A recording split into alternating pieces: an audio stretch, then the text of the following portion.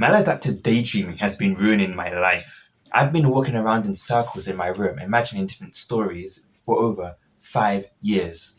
I've wasted so many hours of my life, if not days, doing this. And yet something so crippling is not considered a mental disorder, but rather a symptom of something bigger. I learned about maladaptive daydreaming a few weeks ago thanks to this TikTok clip. And recently I went online to search up what causes someone to have this disorder. And that's when I learned it could be a symptom of multiple different disorders and not an actual disorder itself. Examples of disorders that can cause this is anxiety, OCD, apparently ADHD, and childhood trauma, which is the one I'm going to be focusing on because it's the one that's I would have most likely gotten it from. I won't get any sappy or emotional in this video, so you don't have to worry about that. And if you can't handle the topics of childhood trauma, come back when you're ready. I think we all know that hitting a child is not the only way that childhood trauma can occur. Back in primary school, I used to draw and write in books in a similar fashion to the Wimpy Kid and Dog Diaries books. I also drew the chows from the Sonic games in my notebooks. I even made my own chows and sorted them into different series. The same way the Moshins were sorted out in the online game Moshi Monsters. I don't have these notebooks anymore. My dad took them away because I think that he didn't like me using them, and I haven't seen them since. I used to have a diary that I'd write in, and my siblings would always try to look at them, but I know it was annoying, but it's not a big deal because that's what children under 10 would do. They're a bit nosy, isn't it? Despite these hiccups in primary school, it didn't stop me from making things. Now, let's talk about secondary school. In 2016, the trailers for Pokemon Sun and Moon were coming out, and I was hype. The hype was real for me. The hype was flowing through my veins to the point where I just had to draw because it was the only way I was able to express my excitement for the game.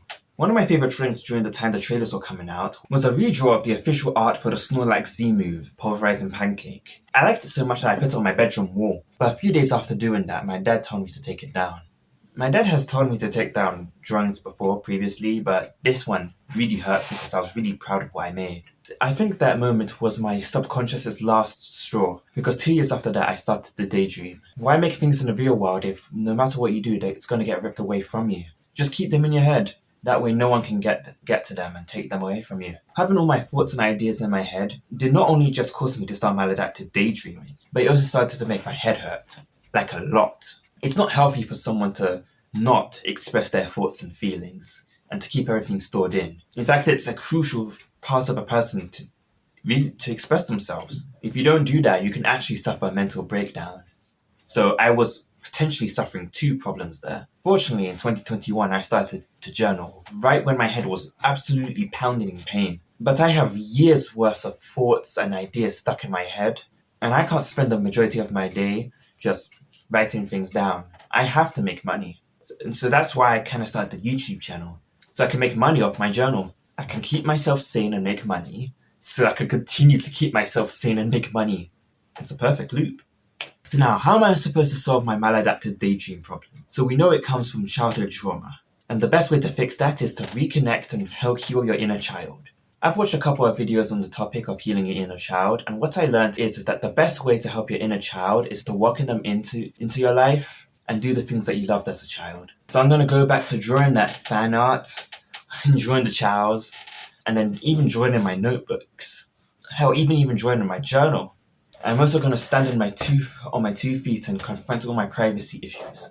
Fortunately, no one has actually touched my journals. I've been fortunate to have a drawing on my wall for about a year now, but I'm still not sure if it's going to continue to stay there. So what I'm going to do is to continue to put drawings up on the wall. Not only because it helps me stand my ground, but because honestly, it actually really helps me figure things out. My art represents me, and art's just made for the wall.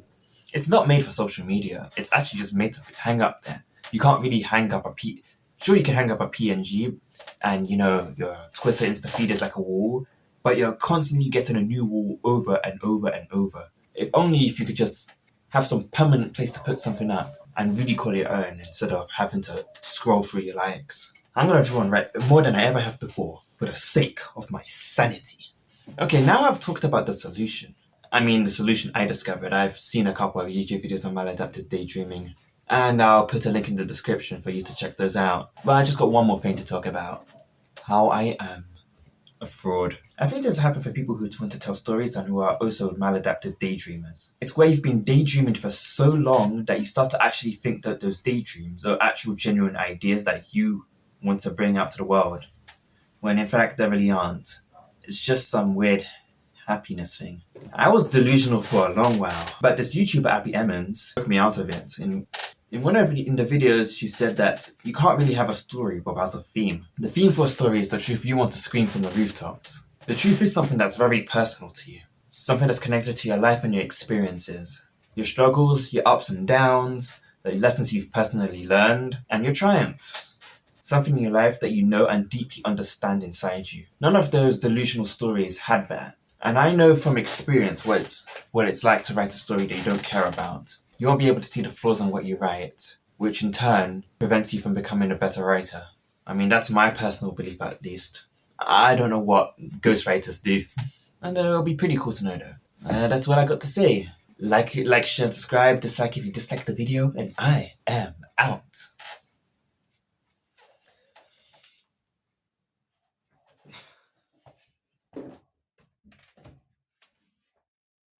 Nearly tripped.